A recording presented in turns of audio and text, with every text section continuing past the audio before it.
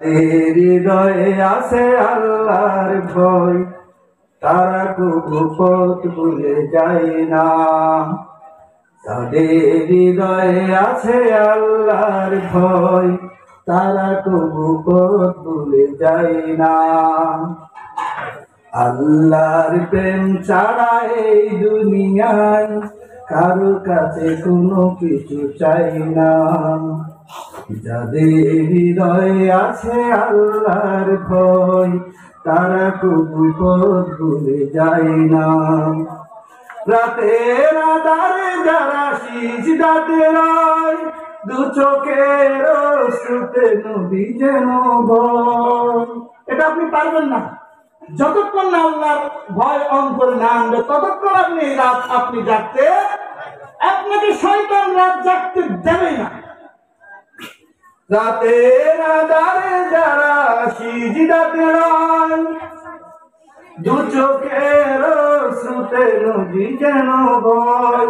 চলনার হাত চানি যতই আসুক, পিছনে ফিরেও তাকাই না। আল্লাহর প্রেম ছাড়া এই দুনিয়ায় কারো কাছে কোনো কিছু চাই না। যাদের হৃদয়ে আছে আল্লাহর ভয়, তারা কবু পথ ভুলে যায় না। আল্লাহর ভয় আল্লাহ আমাদের অন্তরে দিয়ে দিন, আমিন। শাহজালাল ইয়েমেনি রাহমাতুল্লাহ আলাইহি এদের জীবনী পড়বেন, জীবনের সাথে পড়লে এখনকার অবস্থা কিছু মিল পাবেন না, কিছুই মিল কি পাবেন না। আসুন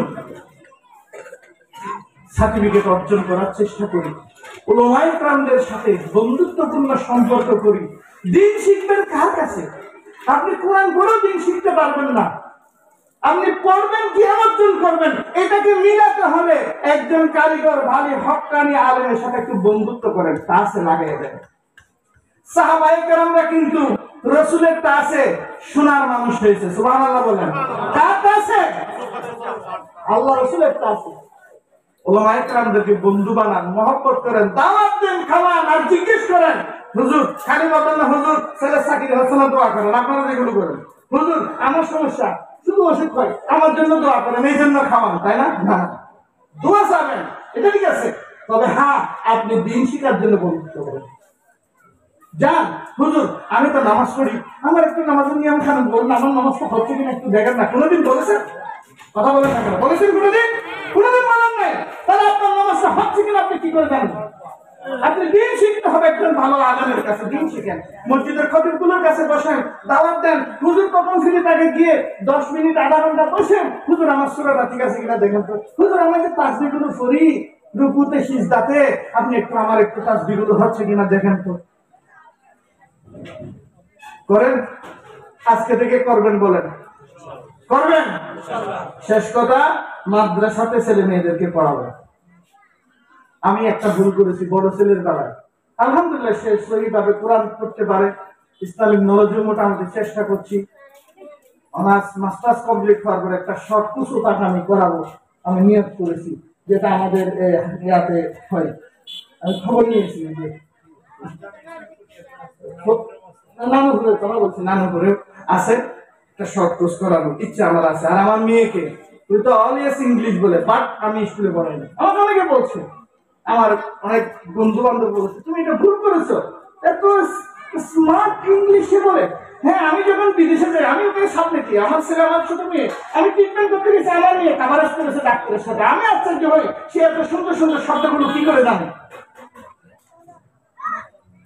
মাদ্রাসা পড়ান, কারণ দিন যদি না থাকে তাহলে কিচ্ছু থাকবে না। দিন না থাকলে কি কিছুই থাকবে না। আসুন আমরা সবাই ভালো কাজে অগ্রণী হই, খারাপ কাজ থেকে নিজেদেরকে দূরে রাখি। আর আজকে থেকে ইমানদার কি কি কাজ করলে আপনার ইমান থাকবে, কি কি কাজ করলে ইমান চলে যাবে, ভালো আলেমদের সান্নিধ্য লাভ করার মাধ্যমে আমরা দিন শিক্ষার জন্য সবাই চেষ্টা চালাই। আল্লাহ আমাদের সবাইকে কবুল করুন। আমি যতটুকু কথা বললাম, যদি আমার কথায় কোনো ভুল হয়, কেউ যদি কষ্ট পান আমাকে মাফ করে দেবেন। আল্লাহ আমার এই এলাকার সকল মুসলিম ভাই বোনরা আমরা যেরকম গর্বিত মুসলিম হিসেবে, এই গর্বটা যেন আমাদের সার্থকতা পাই, ঈমান নিয়ে যেন দুনিয়া থেকে গিয়ে কিয়ামতের ময়দানে যেন মুসলমানদের কাতারে যেন আল্লাহ আমাদেরকে দাঁড় করি। আমি আজকে দোয়া করি এই এলাকার যত মুরব্বী মারা গেছেন, যারা সেটা বলে আমরা জানি না অনেকের নাম, যে সমস্ত খালারা, যে সমস্ত মুরব্বী মহিলারা আমাদের জন্মের পর আমাদের খুলে নিয়েছে, আমাদের খেদমত করেছে, আমাদেরকে আদর করেছে, যে সমস্ত পুরুষেরা মুরব্বীরা আমাদেরকে আদর করেছে, ভালোবেসেছে, বিশেষ করে আমাদের পিতা মাতা, আল্লাহ পাক তাদের জীবনের গুনাহ যেন মাফ করে দেন। একটু দোয়া করি, রব্বির হামহুমা কামা রাব্বায়ানি সগীরা। বলেন সবাই, রব্বির হামহুমা কামা রাব্বায়ানি সগীরা। আপনি হাজার লোক দাওয়াত দিয়ে মেজবানি করেন, আমি কোরআন হাদিসের কোথাও পাইনি যে আপনার বাপের জন্য সুখবর কিছু আছে।